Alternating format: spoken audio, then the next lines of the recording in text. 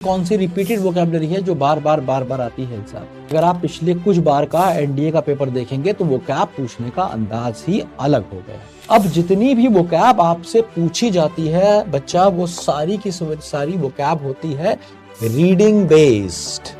You have got only 3 months। तो आप क्या कर सकते हैं, आप लगाइए रोजाना क्वेश्चंस वोकैबुलरी के। आप टारगेट करिए कि मैं वोकैबुलरी के लगाऊंगा 20 क्वेश्चंस। ये अगर आपके पास नहीं है तो अभी तक आपकी वोकैबुलरी 0 होगी, कोई वोकैबुलरी नहीं होगी। इसलिए सबसे इंपॉर्टेंट है कि एक वोकैबुलरी रजिस्टर बनाइए। Hello everyone and welcome to defence वाला। My name is Danish Zafar और आज आप मेरे साथ हैं एक स्पेशल सेशन में। यहां हम बात करने वाले हैं मोस्ट रिपीटेड वोकैबुलरी के बारे में। बहुत सारे सवाल हैं जो रेगुलर पूछे जाते हैं मुझसे पेड सेशन में भी और यूट्यूब सेशन में भी कि सर मैं वोकैबुलरी कैसे तैयार करूं। सर वो ऐसी कौन सी वोकैबुलरी है जो आएगी ही एग्जाम में, कौन सी रिपीटेड वोकैबुलरी है जो बार बार आती है एग्जाम। तो भाई अब ये सवाल सारे के सारे बेबुनियाद हैं, क्योंकि अगर आप पिछले कुछ बार का एनडीए का पेपर देखेंगे तो वोकैब पूछने का अंदाज ही अलग हो गया है। जैसे अगर आज से आप 3-4 साल पहले चले जाइए एनडीए के एग्जाम में, डायरेक्ट वर्ड आते थे। डायरेक्ट वर्ड आया, मान लीजिए आपके पास एबोमिनेट,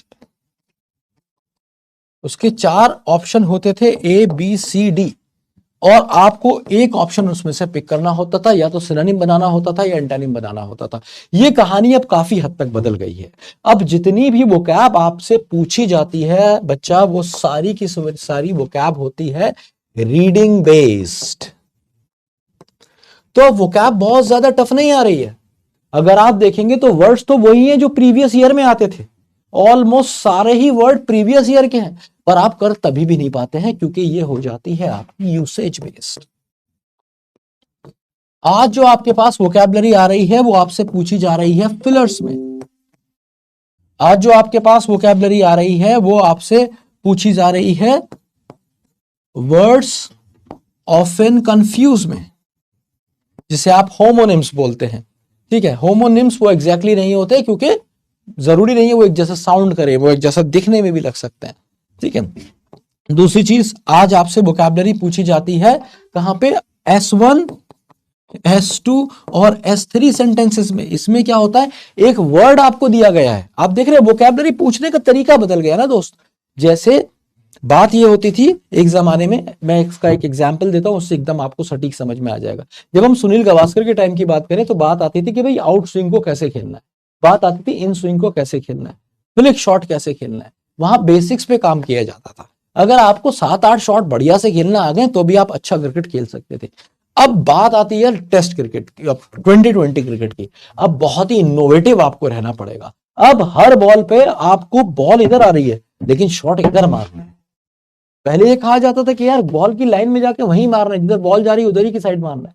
आउट स्विंग को विद द स्विंग खेलना ज्यादा बढ़िया समझा जाता था। लेकिन अब क्या है, वो आउट स्विंग पे इधर जाके इधर घुमा के मार रहे हैं, उल्टे बैट्स करके मार रहे हैं, रिवर्स मार रहे हैं।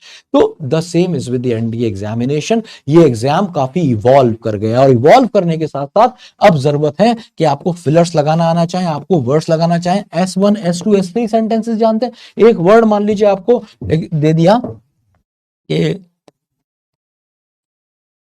प्रीकैरियस, और आपसे पूछा जा रहा है कि भाई ये जो वर्ड है ना प्रीकैरियस, ये इन 3 सेंटेंसेस में से किस किस सेंटेंस में सही यूज हुआ है, या इनमें से किस सेंटेंस में इसका इस्तेमाल गलत हुआ है। इस तरह के क्वेश्चन अब आपके पास आ रहे हैं। तो ये सिर्फ अब बात वहां नहीं रह गई कि हम वर्ड्स को याद कर लें, कौन कौन से वर्ड्स याद कर लें। अब आपको करना क्या है, पॉइंट है ये। तो यहां पे अब आपको 3 चीजें करनी है, जिससे में सबसे पहले तो आपको करना है वर्ड्स को लर्न।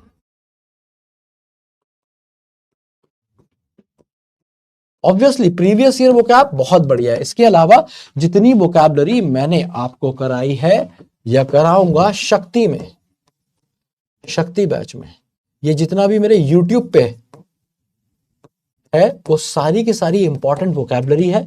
उसमें क्वेश्चंस बार बार आते हैं, बट अल्टीमेटली कैसे आते हैं ना। अब आप देखेंगे ना, यहां पे मैंने आपको कुछ ही चीजें बताई हैं, बहुत इसके अलावा भी और बहुत सारी चीजें। भूल गए आप, फॉरेन वर्ड्स नहीं आते क्या? वो कहां से लेके जाओगे? रूट वर्ड्स नहीं आते क्या? पहले वन वर्ड सब्स्टिट्यूशन पूछे ही नहीं जाते थे एनडीए में, अब 1 वर्ड भी आते हैं। तो वोकैबुलरी का जो स्पेक्ट्रम है, जो रेंज है, वो बढ़ा दी है एनडीए ने। और अगर वोकैबलरी का स्पेक्ट्रम रेंज बढ़ गया है तो आपको अपनी प्रिपरेशन के स्पेक्ट्रम और रेंज को भी बढ़ाना पड़ेगा। इसका मतलब है आपको लर्न करना पड़ेगी वोकैबलरी, उनका यूसेज समझना पड़ेगा, ठीक है, यूसेज समझना पड़ेगा, और सबसे इंपॉर्टेंट बात आपको प्रैक्टिस करना पड़ेगी उस वर्ड की कि कैसे यूज हो रहा है, बार बार ऑब्जर्व करना पड़ेगा, जो एक लॉन्ग टर्म प्रोसीजर हो जाता है। बट अगर आप एक वोकैबलरी रजिस्टर मेंटेन करते हैं, देखो ये तो लॉन्ग टर्म प्रोसीजर है, इसके लिए आपको अल्टीमेटली रीडिंग करना पड़ेगी, रीडिंग बहुत इंपॉर्टेंट है। लेकिन अगर आप अभी रीडिंग नहीं कर सकते हैं क्योंकि टाइम बहुत कम रह गया, you have got only 3 months, तो आप क्या कर सकते हैं, आप लगाइए रोजाना क्वेश्चंस वोकैबलरी के, आप टारगेट करिए कि मैं वोकैबलरी के लगाऊंगा 20 क्वेश्चंस, ज्यादा नहीं, सिर्फ 20 क्वेश्चंस। अब 20 क्वेश्चंस होंगे, इसमें ऑप्शंस भी होंगे, 4 ऑप्शंस होंगे, हर क्वेश्चन के 4-4 ऑप्शन होंगे। हो सकता है 1-2 ऑप्शन का मीनिंग आपको पता हो सकता है 1-2 का ना पता हो, तो मिनिमम आपको एक क्वेश्चन से लगभग 2 वर्ड्स तो मिलेंगे मिनिमम। तो अगर 2 वर्ड्स भी मिलते हैं तो 2 इंटू 20 आपके पास कितना हो गया, 40 वर्ड्स आपके पास पर डे आ जाएंगे, 40 वर्ड्स पर डे।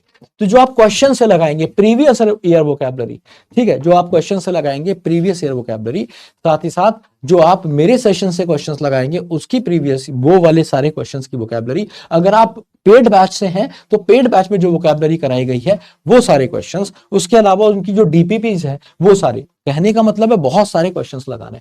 तो अगर आप मान लीजिए जो शेड्यूल आपको दिया है, जो तरीका आपको बताया है, अगर आप रोजाना के 20 क्वेश्चन ही लगा रहे हैं तो आप 40 वर्ड्स रोजाना प्रिपेयर कर रहे हैं, और 40 इंटू 9 90, 9 4 से 36, 3600 वर्ड्स आपके पास हो जाए।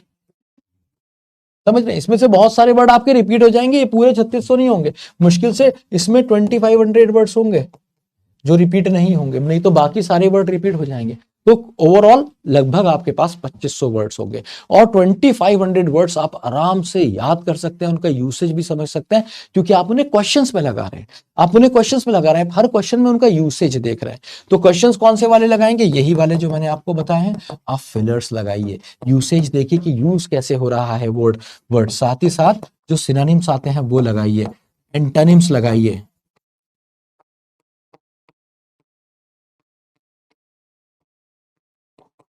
और क्वेश्चंस लगाइए आप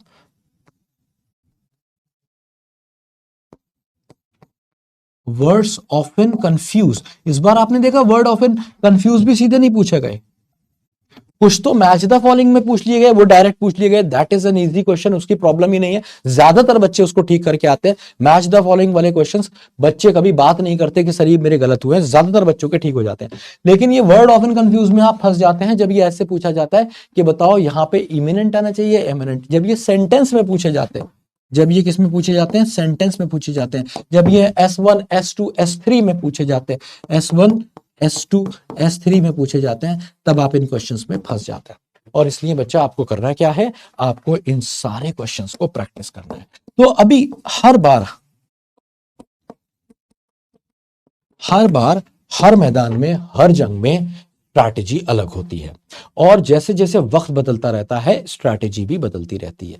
अगर मैं ये क्लास लेने आया होता आज से 3 महीने पहले तो मैं आपको कोई दूसरी स्ट्रैटेजी बता रहा होता, अगर ये क्लास मैं 1 महीने बाद दूंगा तो मुझे और कुछ सोचना पड़ेगा।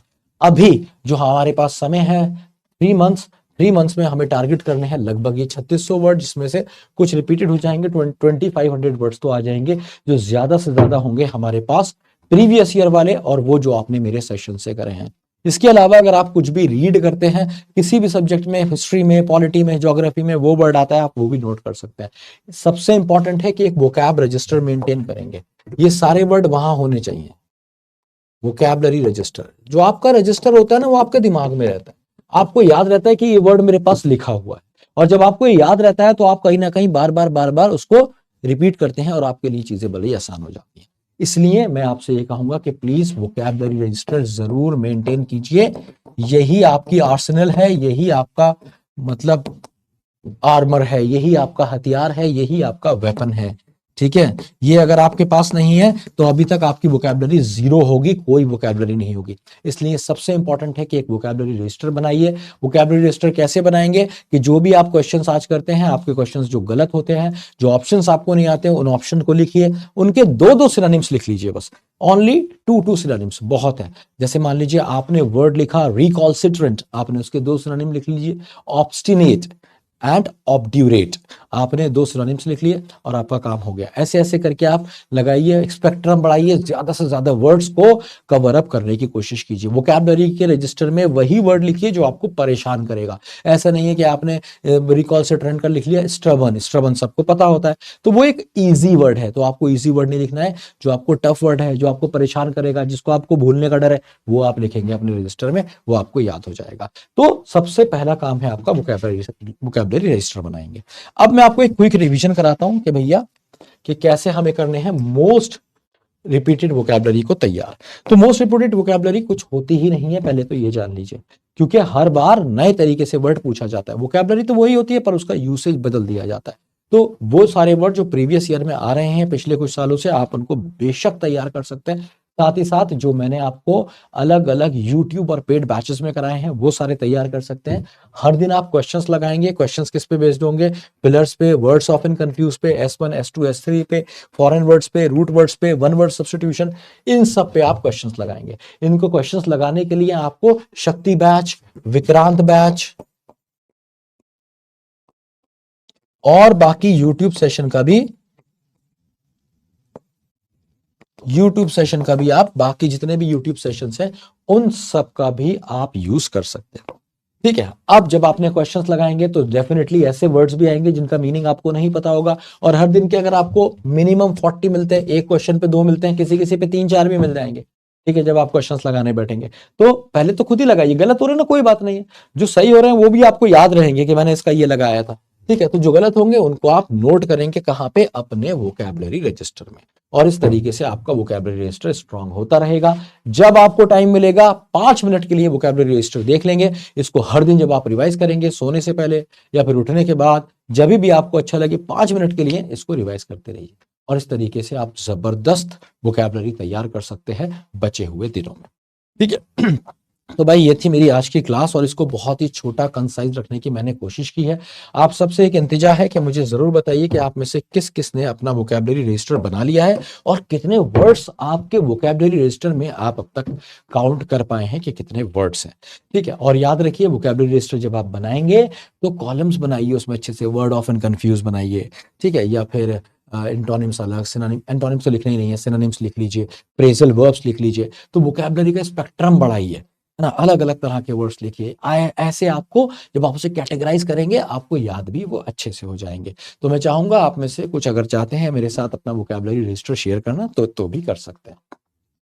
ठीक है, तो मिलता हूं आपसे अगली क्लास में और मुझे जरूर बताइएगा इस सेशन आपको कितना फ्रूटफुल लगा। अपना ख्याल रखिए, पढ़ते रहिए, सीखते रहिए और जो सबसे जरूरी है वो ये कि जिंदगी में उतारते रहिए। Love you all, see you in the next session. जय हिंद, जय भारत।